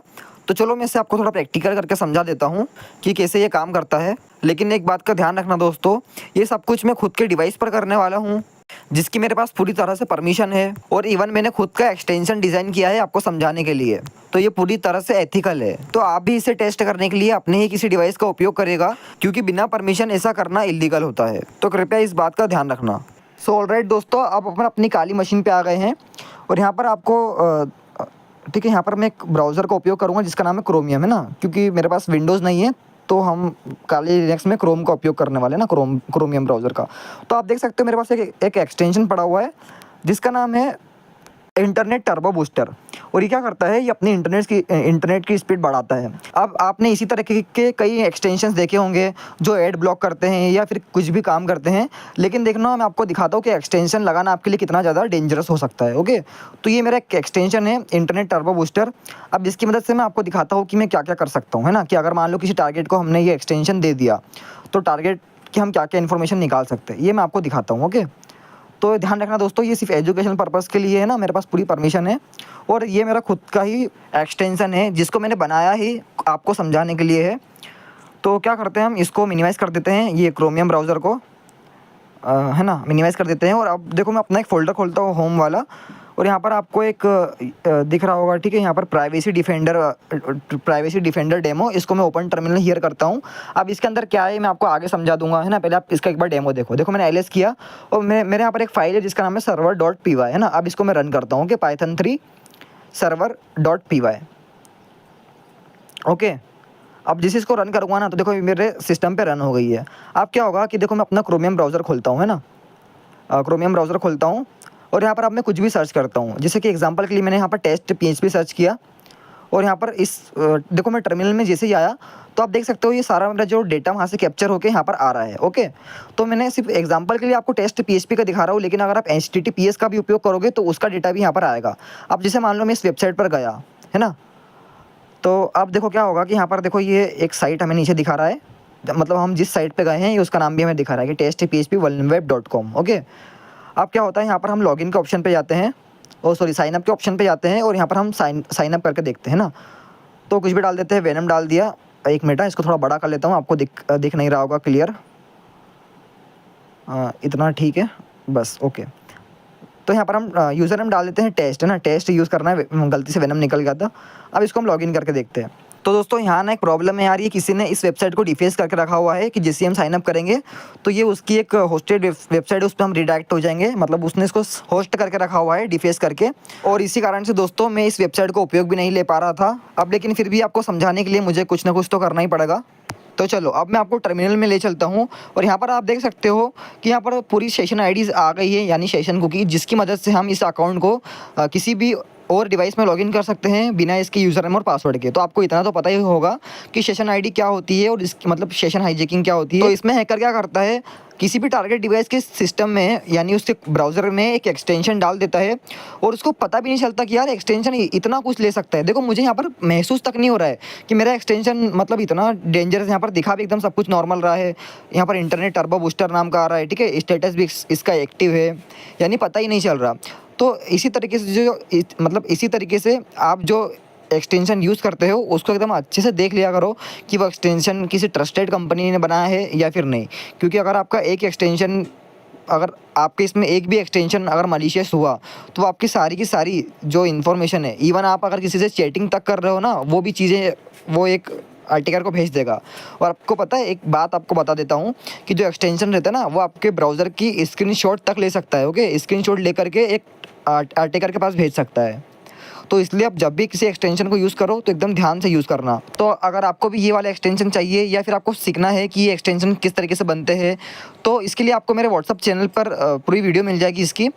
ओके, यहाँ पर मैं उसको ऐड करता तो वीडियो बहुत ज़्यादा लंबी हो जाती, इसलिए मैंने उसको यहाँ पर ऐड नहीं किया। तो जो व्हाट्सअप चैनल की लिंक है वो आपको डिस्क्रिप्शन में मिल जाएगी। और अगर आपके मन में अब भी सवाल है कि यार कोई एक्सटेंशन क्यों अपने ब्राउज़र में लगाएगा, तो देखो यार लोग लगाते हैं। ये आप सबने देखा होगा कि आजकल इंस्टाग्राम पे एक ट्रेंड चल रहा है कि इस वीडियो के नीचे कमेंट करो तो ये एक्सटेंशन आपके डीएम में पहुंच जाएगा, और इस एक्सटेंशन के इतने फ़ायदे हैं, ये कर सकता है, वो कर सकता है। तो लोग पता है लालच में आके कमेंट कर देते हैं, और जैसे ही उनके डीएम में जब कोई भी एक्सटेंशन या फिर कोई भी मलिशियस चीज़ आती है तो वो जल्दी से अपने ब्राउज़र में इसको टेस्ट करते हैं, और फिर तो आपको पता ही है क्या होता है।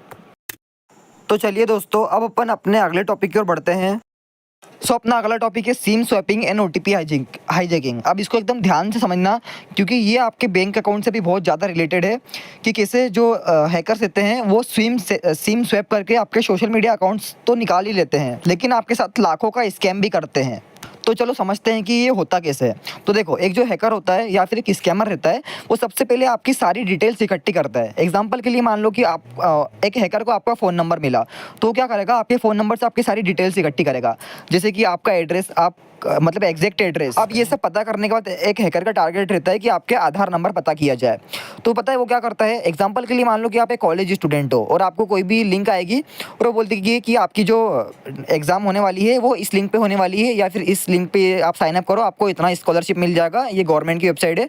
तो आप जैसे ही उस पर साइन अप करोगे ना, तो आपसे आधार नंबर आपके मांगेगा। तो आपको लगेगा कि आधार ID तो इसी नॉर्मल ID, इसको क्या दिक्कत है इसको शेयर करने में। लेकिन जैसे ही आप शेयर करोगे तो आपके जो आधार नंबर है वो एक हैकर के पास चले जाएंगे। अब एक हैकर का नेक्स्ट स्टेप होता है टेलीकॉम कंपनी यानी टेलीकॉम शॉप विजिट करना।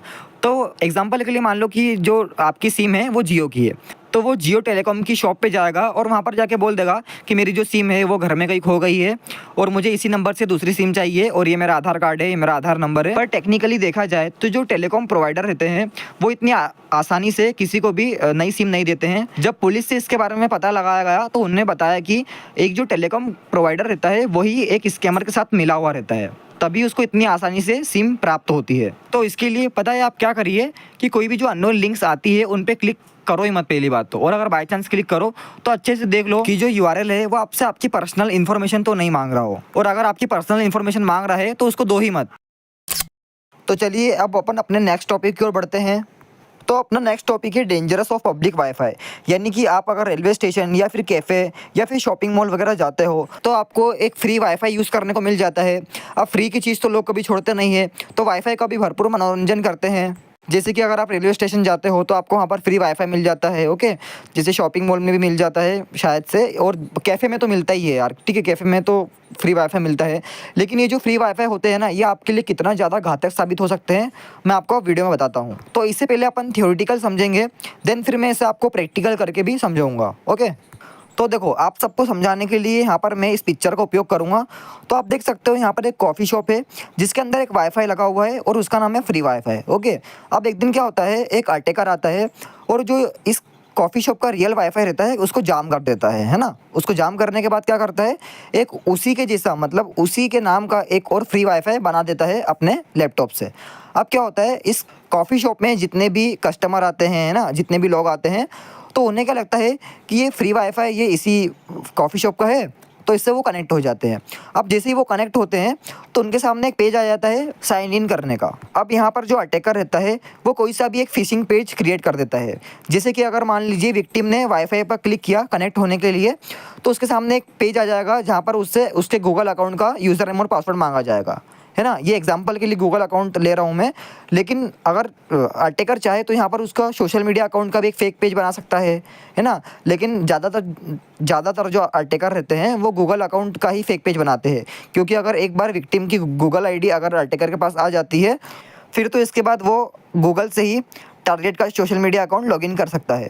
सो आई होप कि आप इसे थ्योरेटिकली समझ गए होंगे। So let's move on to the practical. लेकिन एक बात का ध्यान रखना कि अभी मैं आपको जो डेमो दिखाने वाला हूँ वो मैं अपने खुद के ही डिवाइस पर करने वाला हूँ, जिसकी मेरे पास पूरी तरीके से परमिशन है। इवन आपको समझाने के लिए मैं अपने खुद के ही वाईफाई का उपयोग करूँगा। तो हमारा काम आपको एजुकेशन प्रोवाइड करना है, ना कि हैकिंग सिखाना। तो आप भी इसे टेस्ट करने के लिए अपने ही डिवाइस का उपयोग करें।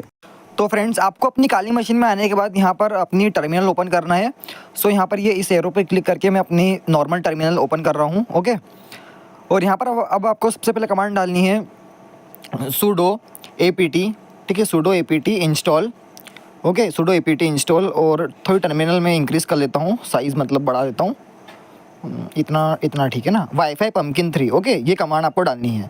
तो ध्यान से कमांड देख लेना, ठीक है, वाईफाई पम्पकिन 3, ओके। अब एंटर करना है। तो पासवर्ड डाल के ये पूछ रहा है वाई और नो का, तो सिंपल वाई करना है,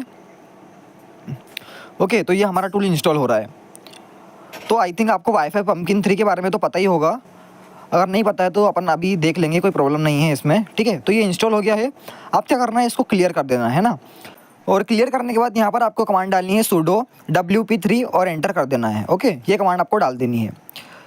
और जैसे ही आप एंटर करोगे तो ये पहली बार में रन नहीं होगा, ये पहली बार उसका सारा सेटअप कर लेगा, ओके। तो देखो, इसने रूट के अंदर इसका पूरा सेटअप किया है। तो हमको इसका यूज़ करने के लिए यहाँ पर sudo का यूज़ लेना ही पड़ेगा, है ना। तो हम sudo डाल देते हैं और एंटर कर देते हैं। तो हम ये होम वेनम में आ गए हैं। तो यहाँ पर CD करके बाहर आ जाते हैं, ओके। तो देखो, अब हम CD करके हम रूट के अंदर है, ओके। अब हम क्या करेंगे, अब WP3 डाल के इसको एक बार रन करके चेक कर लेते हैं, है ना। तो WP3 डालते हैं। तो देखो, ये रन हो गया है, ओके। अब हम क्या करते हैं, यहाँ पर हम प्रॉक्सी डालते हैं। देखो, प्रॉक्सीज डालते हैं। और यहाँ पर आप देख सकते हो, हमें यहाँ पर ठीक है ऑप्शन दिख रहा है कैप्टिव फ्लास्क का, ठीक है। हम इसका ही यूज़ लेने वाले हैं ना। तो इसको देखो, ये फॉल्स है और यहाँ पर हमें इसको ट्रू करना है, ओके, मतलब इसको यूज़ करना है। तो इसके लिए आप यहाँ पर कमांड डाल दीजिए set proxy captive flask, okay, ये कैप्टिव, और एंटर कर दीजिए। तो अब यहाँ पर आप जिस प्रॉक्सीज कमांड डाल के चेक करोगे तो ऊपर आप यहाँ देख सकते हो, ये जो फॉल्स की जगह यहाँ पर ट्रू हो गया है, यानी अब हम इसका यूज़ ले सकते हैं, ओके। तो अब हम एक और टर्मिनल ओपन करेंगे। तो हमें उसके लिए रूट की टर्मिनल चाहिए। तो यहाँ पर आप इस एरो पे क्लिक करो और यहाँ जो ये लाल कलर की टर्मिनल दिख रही है इस पर क्लिक कर दो और यहाँ पर अपना पासवर्ड डाल के एंटर कर दो। तो आप देख सकते हो हम रूट के अंदर आ गए हैं। और यहाँ पर आपको एक स्क्रिप्ट को इंस्टॉल करना है। तो आप यहाँ देख सकते हो, ये ब्राउज़र में आपको एक URL दिख रहा है। तो आप इसका स्क्रीनशॉट ले लो और गूगल लेंस से इस URL को कॉपी कर लेना, ठीक है। हम इसका ही यूज़ लेने वाले हैं, या फिर मैं आपको डिस्क्रिप्शन में दे दूँगा। तो यहाँ पर आना है और यहाँ पर आने के बाद आपको यहाँ पर कमांड डालनी है गिट, ओके, गिट, और क्लोन डालना है, गिट क्लोन और यहाँ पर जो यूआरएल कॉपी किया उसको पेस्ट कर देना है और अब थोड़ी देर में हमारे सिस्टम में ये क्लोन हो जाएगा। और अब जैसे ही मैं एलएस डालता हूँ तो आप यहाँ देख सकते हो ये जो स्क्रिप्ट है यहाँ पर आ गई है। अब इसको यूज़ करने के लिए हम इसके अंदर जाएंगे। तो इसके अंदर जाने के लिए आपको कमांड डालनी है cd और इस डायरेक्टरी का नाम। तो हम इसके अंदर आ गए हैं। आप एलएस करके यहाँ पर आप देख सकते हो। तो ये जो आपको टेम्पलेट्स दिख रहे हैं हमें इसका यूज़ लेने वाले हैं। तो उसके लिए हम ये जो zip maker .sh है इसका यूज़ लेना होगा। ओके, तो इसको हमें सबसे पहले परमिशन देनी पड़ेगी। तो इसके लिए आप कमांड डाल दीजिए chmod +x और ये जो है इस फाइल का नाम ओके zip maker .sh है ना। अब यहाँ पर क्या करेंगे एलएस करेंगे तो आप देख सकते हो इस फाइल का जो नाम है कलर है वो चेंज हो चुका है ना, मतलब ग्रीन हो गया है। अब इसको रन करने के लिए ./ डालना है और इस फाइल का नाम। अब जैसे ही एंटर करोगे तो ये आपसे पूछेगा कि आपको कौन सा टेम्पलेट यूज़ करना है। तो यहाँ पर ये जो थर्ड वाला है जो कि हमें यूज़ करना है गूगल का है ना। आप यहाँ पर और भी है ये पेलोड लॉगिन वाला, आप आपके हिसाब से कर सकते हो, ठीक है। फेसबुक भी है। अभी यहाँ पर थर्ड नंबर डालते हैं और आप देख सकते हो इसने हमें एक जिप फाइल पूरी बना के दे दी है। एलएस करेंगे तो यहाँ पर आप देख सकते हो google.zip की हमारे पास एक फ़ाइल आ गई है ना। तो अभी सक्सेसफुल मतलब बन गई है फाइल। अब क्या करेंगे हम यहाँ पर देखो आपको सबसे पहले एक चीज़ बता देता हूँ, ठीक है। हमें इस फाइल को ना हमारे रूट फोल्डर में मूव करना है। ओके, सिर्फ रूट डायरेक्टरी में मूव करना है।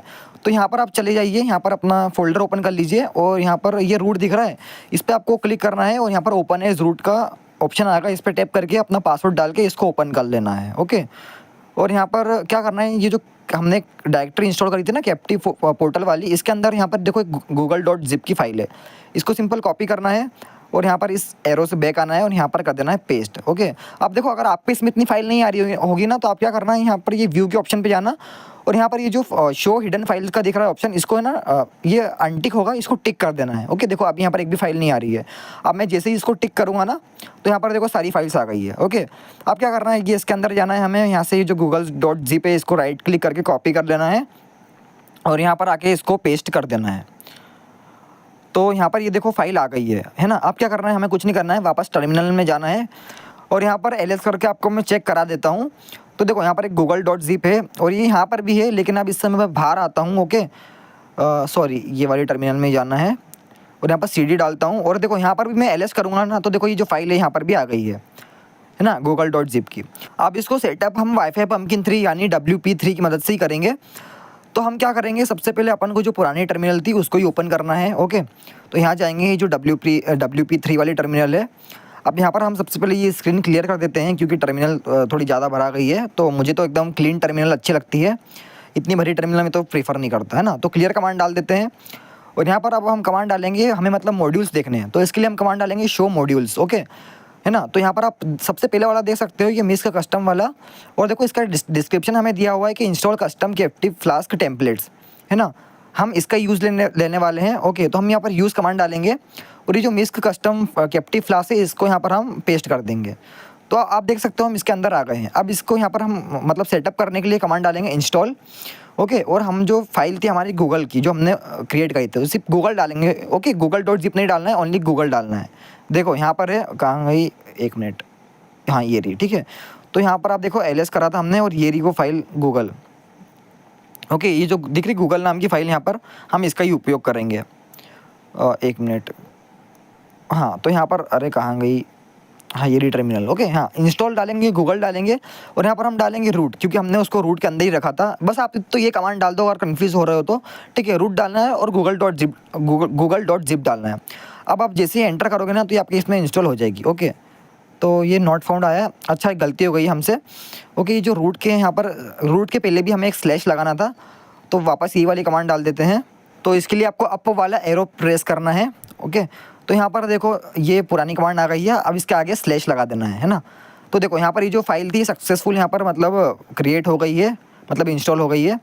आप क्या करेंगे, हम बैक आके चेक कर लेते हैं, है ना। तो इसको सबसे पहले हटा देते हैं और यहाँ पर बैक कमांड डालेंगे तो हम इससे बाहर आ गए हैं ना। अब हम क्या करेंगे, यहाँ पर किसको क्लियर कर देते हैं और एग्जिट कर देते हैं ना। अब वापस हम इसको यूज़ करने वाले, तो इसके लिए WP3 डाल देना है और एंटर कर देना है। अब ठीक है, ये हो गया है। अब यहाँ पर हम इसको भी क्लियर कर देते हैं, है ना। अब यहाँ पर हमें वापस से कमांड डालनी कौन सी, प्रॉक्सीज वाली। तो प्रॉक्सीज डालेंगे और थोड़ा ऊपर जाएंगे तो आप देख सकते हो ये जो कैप्टिव फ्लास्क है ये भी ट्रू हो गया है। और थोड़ा नीचे जाएंगे तो आप यहाँ पर देख सकते हो एक ही डार्क लॉगिन वाला हमें एक टेम्पलेट दिख रहा है। ओके सॉरी, कैप्टिव पोर्टल दिख रहा है। तो देखो ये ट्रू है ना, हमें इसको फॉल्स करना है। ये जो नीचे गूगल वाला है, ओके, ये जो गूगल वाला है इसको हमें ट्रू करना है। तो इसके लिए हम क्या करेंगे, इसके लिए कमांड डालेंगे set captive flask dot, okay, dot डालना है हमें। और यहाँ पर हमारा जो ऊपर वाला टेम्पलेट है गूगल, इसको कॉपी करना है ना, गूगल, और ट्रू डालना है। ओके बात, ओके, ये कमांड आप ध्यान से देख लो। इसके बाद हमें डालना है प्रॉक्सीज। तो आप देख सकते हो ये जो गूगल वाला था यहाँ पर ये ट्रू हो गया। अब यानी अब हम इसका यूज़ ले सकते हैं। अब हम क्या करेंगे, इस जो इतनी जो टर्मिनल हमारी जो भरा गई है इसको क्लियर कर देते हैं सबसे पहले तो। ओके, तो यहाँ पर हम सिंपल कमांड डाल देते हैं क्लियर। अब इस टूल को चलाने के लिए हमें कुछ रिक्वायरमेंट्स की ज़रूरत पड़ेगी। तो उसके लिए हम नई टर्मिनल ओपन करेंगे और यहाँ पर हमें कुछ पैकेजेस को डाउनलोड करना पड़ेगा। तो सबसे पहला पैकेज है हमारा DNS मास्क। तो इसको इंस्टॉल करने के लिए आप सिंपल कमांड चला देना sudo apt install DNS mask. Okay, आखिरी में क्यू लगाना है ना, के मत लगा देना, क्यू लगाना है और इसको एंटर कर देना। तो देखो मेरे इसमें ये ऑलरेडी इंस्टॉल है, आपके इसमें Y और N पूछेगा तो सिंपल Y दबा देना। अब हमें इसको इनेबल करना है। तो इसको इनेबल करने के लिए आप कमांड डाल दीजिए sudo systemctl enable, okay, enable, और यहाँ पर आप DNS मास्क डालना है। ठीक है, हमें जो मतलब यूज़ करना है वही डालेंगे सिंपल। तो DNS मास्क डाल के एंटर कर देंगे। तो देखो ये इनेबल हो गया है। ओके, यहाँ पर लिखा भी आ गया है इनेबल DNS मास्क।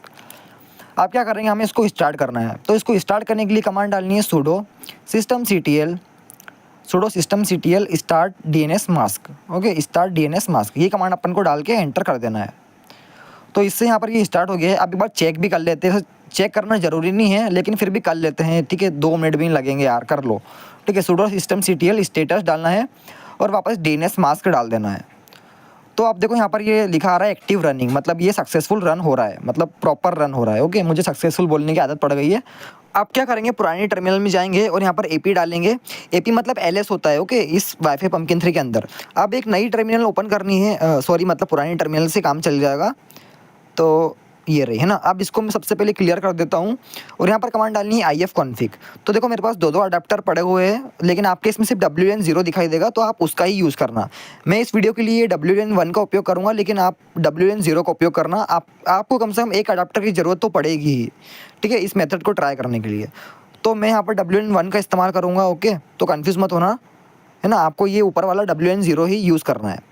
आप क्या करेंगे, अपनी पुरानी टर्मिनल में चले जाते हैं वापस और यहाँ पर ठीक है, कहाँ गई, ये रही। अब यहाँ पर हम सबसे पहले क्या करेंगे, सेट डालेंगे, सेट SSID मतलब इस वाईफाई का नाम क्या रखेंगे हम। तो इस SSID का नाम मैं रखूँगा फ्री वाईफाई। मेरे इसमें पहले से डाला हुआ है लेकिन मैं फिर से डाल देता हूँ आपको समझाने के लिए ताकि आप कंफ्यूज ना हो। अब यहाँ पर हम डालेंगे सेट चैनल। तो चैनल नंबर यहाँ पर 2 डाल देंगे। ओके, और सेट इंटरफेस डालना है। तो इंटरफेस में आपको यहाँ पर डालना है WLAN 0 जो आपका रहेगा। मैं यहाँ पर WLAN 1 यूज़ कर रहा हूँ क्योंकि मैं अपने सेकंड अडाप्टर का यूज़ कर रहा हूँ। ओके, अब यहाँ पर प्रॉक्सीज डालना है। तो देखो सब कुछ सही है एकदम, सब कुछ ट्रू है, कोई दिक्कत नहीं इसमें। अब हम क्या करेंगे, यहाँ पर AP डाल देंगे। देखो यहाँ पर हमारी SSID का नाम, मतलब इस वाईफाई का नाम फ्री वाईफाई है और यहाँ पर चैनल नंबर 2 है, यानी सब कुछ प्रॉपर सेटअप हो चुका है, सिर्फ हमें स्टार्ट करना है। तो सिर्फ स्टार्ट डालेंगे और देखो यहाँ पर सक्सेसफुल स्टार्ट हो गया है। मतलब ये क्या करेगा, अब एक फेक वाईफाई क्रिएट कर देगा हमारी रेंज में। तो जैसा कि आप मेरी मोबाइल स्क्रीन पर देख सकते हो, एक वाईफाई आ गया है। मैं वापस से स्कैन करता हूँ तो देखो एक वाईफाई आ गया है जिसका नाम है फ्री वाईफाई। अब मैं जैसे इस पर क्लिक करता हूँ कनेक्ट होने के लिए, तो ये मुझे एक दूसरे पेज पे रीडायरेक्ट कर देता है ना। और यहाँ पर देखो मुझसे बोल रहा है कि आपके गूगल अकाउंट से लॉगिन करो तो आप इस वाईफाई का यूज़ ले पाओगे। तो अब जैसे यहाँ पर मैं कुछ भी ईमेल डाल देता हूँ, ठीक है, टेस्टिंग के लिए वेनम डाल दिया, venom@123, है ना। और अब यहाँ पर पासवर्ड डाल देते हैं। तो पासवर्ड भी फेक है और यूज़र नेम भी फेक है। ओके, इसका कोई रियल लाइफ से कोई संबंध नहीं है, तो इस बात का ध्यान रखना। ओके, अब जैसे मैंने यहाँ पर डाल दिया तो देखो यहाँ पर हमारे टर्मिनल में जो यूज़र नेम एंड पासवर्ड है वो कैप्चर हो गए हैं। सो आई होप फ्रेंड्स आप इसको पूरी तरीके से एकदम समझ गए होंगे। और वापस से क्लियर कर देता हूँ कि अभी मैंने आपको जो डेमो दिखाया था ये मेरे खुद के सिस्टम पे था जिसकी मेरे पास पूरी तरह से परमिशन थी। एंड यहाँ पर जो यूज़र नेम और पासवर्ड मैंने डाले हैं वो भी एकदम फेक यूज़र नेम है ना और फेक पासवर्ड है, उसका कोई रियल लाइफ से लेना देना नहीं है। तो चलो फ्रेंड्स, अब अपन अपने अगले टॉपिक की ओर बढ़ते हैं, नहीं तो वीडियो बहुत ज़्यादा लंबी हो जाएगी। आई थिंक 1 आवर की तो हो गई है। तो अपना अगला टॉपिक है फेमस केस स्टडीज। तो इसमें अब अपन कुछ नहीं जानेंगे, अपन सिर्फ इसमें इतना सीखेंगे कि कैसे रियल वर्ल्ड में हैकर्स ने बड़ी सेलिब्रिटियों का अकाउंट हैक किया था और अपन कैसे इनसे बच सकते हैं। तो पहले ये टाइम्स ऑफ इंडिया की रिपोर्ट देखो। तो महाराष्ट्र के जो डिप्टी CM है, ठीक है, एकनाथ शिंदे, उनका भी एक्स अकाउंट यानी कि ट्विटर का अकाउंट हैक हो गया था। और उनके अकाउंट से जो हैकर्स थे वो पाकिस्तानी फ्लैग और टर्की के जो फ्लैग्स थे उनको शेयर कर रहे थे। तो यहाँ तो देखो एकदम साफ क्लियर बात है कि जो हैकर्स थे वो पाकिस्तान के थे या फिर टर्की के थे। और भी कई सारे पोस्ट कर रहे थे थे इस्लामिक कंट्रीज़ के बारे में। अब लेकिन जो मेन मुद्दा आता है वो ये है कि ये जो हैकर्स थे इनका अकाउंट हैक किया तो किया कैसे? तो देखो ये इसका अभी तक तो खुलासा हुआ नहीं है कि कैसे हुआ है, किस प्रोसेस से हुआ है, लेकिन जहाँ तक मुझे लगता है कि ये फ़िशिंग के द्वारा ही हुआ है कि इनको जो है एक लिंक भेजी गई थी, या फिर मुझे ऐसा भी लगता है कि जो एक्स मतलब जो ट्विटर है उसका जो डेटाबेस जो है ब्रीच हुआ था, उसमें से पासवर्ड निकाल के इनके अकाउंट को लॉगिन करने की कोशिश करी गई। क्योंकि ये जो बड़े-बड़े सीएम नेता वगैरह होते हैं, सेलिब्रिटी, ये उतना कोई पासवर्ड हर वक्त चेंज करते नहीं है। इन्हें लगता है कि हमारा अकाउंट कोई क्यों हैक करेगा, लेकिन सबसे ज़्यादा हैकर्स के टारगेट में यही लोग रहते हैं। तो देखो यार फ्रेंड्स, मेरा मन तो कर रहा था कि हम 1-2 केस स्टडीज़ के बारे में और पढ़े, लेकिन क्या करूँ, वीडियो बहुत ज़्यादा लंबी हो गई है और मैं नहीं चाहता कि अब आपको वीडियो बोर लगे। तो अब हम हमारा सबसे लास्ट टॉपिक कवर करने वाले हैं, जिसका नाम है how to protect yourself and career scope, और ये सबसे ज़्यादा इंपॉर्टेंट है। और एक बात का ध्यान रखो कि अगर आपने मेरे इन बताए गए मिटिगेशंस यानी स्टेप्स को फॉलो कर लिया तो आपका अकाउंट कभी भी हैक नहीं होगा। तो अब यहाँ पर आपको एक टॉपिक दिख रहा है जिसका नाम है करियर स्कोप। तो देखो ये जो करियर स्कोप वाला टॉपिक है, इसके ऊपर मैंने ऑलरेडी एक वीडियो बना के रखी है अपने चैनल पे, जिसमें मैंने आपको पूरी तरह से बताया है कि कैसे आप एथिकल हैकिंग की पूरी तरह से प्रिपरेशन कर सकते हो और कैसे आपकी जॉब लगेगी। तो देखो दोस्तों, इस टॉपिक के ऊपर आपको यूट्यूब पे और भी वीडियोस मिल जाएगी, लेकिन उनको देखने के बाद भी आपके दिमाग में बहुत सारे सवाल चल रहे होते हैं। तो इसलिए एक बार आप हमारे चैनल की वीडियो भी जरूर देखिएगा। सो फिलहाल टॉपिक पे वापस आते हैं और बात करते हैं how to protect yourself. So mitigation and security में हमारा सबसे पहला पॉइंट आता है कि use unique strong password for every account. तो यार ये मैं बात तुम्हें कम से कम 10 बार बोल चुका हूँ इस वीडियो में, तो मेरी बात मान लो यार, क्योंकि मुसीबत कभी भी बता के नहीं आती है कि अब मैं तुम्हारे घर आ रही हूँ तो मुझसे अब निपटने के लिए तैयार रहना। तो अब हमारा सेकंड पॉइंट है टर्न ऑन 2 फैक्टर ऑथेंटिकेशन। तो ये भी मैंने अभी तुम्हें वीडियो में बहुत बार बता दिया है, तो भाई इसको चालू कर लो, ठीक है। मैं अभी भी कह रहा हूँ इसको चालू कर लो। अगर तुमने ये कभी चालू कर लिया तो इतनी आसानी से कभी भी अकाउंट हैक नहीं होते हैं, क्योंकि 2 फैक्टर ऑथेंटिकेशन बहुत ही ज़्यादा सिक्योर होता है। तो अब हम हमारा थर्ड पॉइंट देखते हैं, जो कि ये don't save password in browsers without master protection. तो देखो अपने जो पासवर्ड रहते हैं ना, उनको कभी भी ब्राउज़र में सेव नहीं करना चाहिए कि हाँ ब्राउज़र में सेव कर लेते हैं, कोई दिक्कत नहीं है। तो देखो क्योंकि ब्राउज़र कभी भी हैक हो सकते हैं, तो इसलिए अपने जो पासवर्ड रहते हैं उनको ब्राउज़र में सेव नहीं करना चाहिए। ओके, तो अब अगला पॉइंट देखते हैं, जो कि ये never click unknown links in emails, SMS और डीएम्स। तो देखो यार कई बार अपने डीएम में भी फालतू की लिंक आ जाती है कि इस लिंक पे क्लिक करो आपको इतने फॉलोअर मिल जाएंगे, या ये मिल जाएगा वो मिल जाएगा। तो अपन लिंक पे क्लिक कर देते हैं, ठीक है, लालच में। तो लालच एक बुरी बला है, लालच कभी नहीं करना चाहिए और अनजान लिंक पे क्लिक भी नहीं करना चाहिए।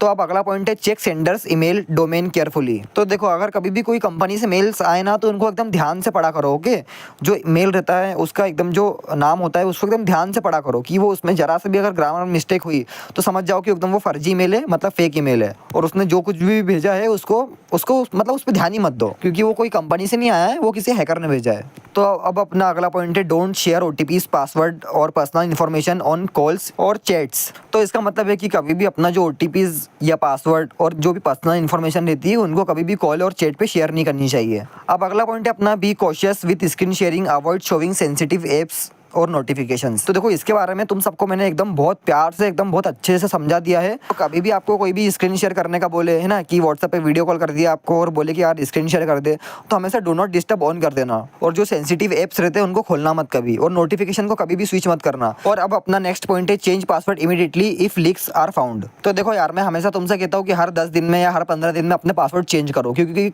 कभी भरोसा नहीं है कि किस कंपनी का डेटा लीक हो जाए। तो इसलिए हमेशा अपने पासवर्ड को हर थोड़े दिन में चेंज करते रहा करो। और अब अपना अगला पॉइंट है avoiding reusing old and leak passwords. तो देखो इसका मतलब है कि कभी भी जो ओल्ड पासवर्ड रहते हैं या फिर लीक पासवर्ड रहते हैं, है ना, इनको यूज़ नहीं करना चाहिए। जैसे कि मान लीजिए आपका फ्रेंड है, उसने 10 तक गिनती रखी है तो आपने भी 10 तक गिनती रख ली, तो ऐसा मत करा करो, ठीक है। हमेशा एकदम यूनिक और एकदम स्ट्रॉन्ग पासवर्ड रखा करो। तो अब अपना नेक्स्ट पॉइंट है अवॉइड लॉगिन इनटू बैंकिंग और critical accounts on open WiFi. तो इसका मतलब है कि देखो आप कभी भी जो पब्लिक वाईफाई रहते हैं, ओपन वाईफाई, फॉर एग्जांपल आप रेलवे स्टेशन गए हो, है ना, तो इन वाईफाई से आप जब भी कनेक्ट हो तो अपने जो बैंकिंग क्रेडेंशियल रहते हैं वो कभी मत एंटर करा करो, या फिर आप अपने अकाउंट का पासवर्ड भी मत चेंज करा करो। वैसे तो पॉसिबिलिटीज़ बहुत कम होती है कि कोई आपका डेटा इंटरसेप्ट करे, लेकिन फिर भी देखो टेक्निकल चीज़ है, भरोसा तो नहीं होता है। तो अब अपना नेक्स्ट पॉइंट है always use a VPN on public networks. देखो जब भी आप इसे फ्री वाईफाई, ओपन वाईफाई से कनेक्ट हो तो हमेशा एक वीपीएन लगा लिया करो। और अपना नेक्स्ट पॉइंट है turn off auto connect to open WiFi. तो देखो सबके मोबाइल में एक फीचर होता है वाईफाई में कि ऑटो कनेक्ट का, कि जिसे कोई भी वाईफाई मिला तो फटाक से कनेक्ट हो जाता है। तो उसको बंद कर देना, बिकॉज ये थोड़ा अनसेफ रहता है, क्योंकि जब भी आपको वाईफाई की नीड होगी तो आप खुद कनेक्ट कर लो, है ना, फालतू में ये जो ऑटो कनेक्ट वाला फीचर है इसको डिसेबल ही रखो। सो आई होप दोस्तों आपको सब कुछ क्लियर है। आप अगर इन मिटिगेशंस को फॉलो करते हो तो आप हमेशा सिक्योर रहोगे। तो दोस्तों अब इस वीडियो को एंड करने का समय आ गया है। जाते जाते बस एक बात कहना चाहूँगा, आपके अकाउंट्स की सिक्योरिटी आपके हाथ में है। हमेशा अलर्ट रहो, एक छोटी सी सावधानी भी बड़े नुकसान को बचा सकती है। तो दोस्तों मिलते हैं अगली ही किसी वीडियो में। जब तक के लिए स्टे एथिकल, स्टे सेफ। जय हिंद, जय भारत।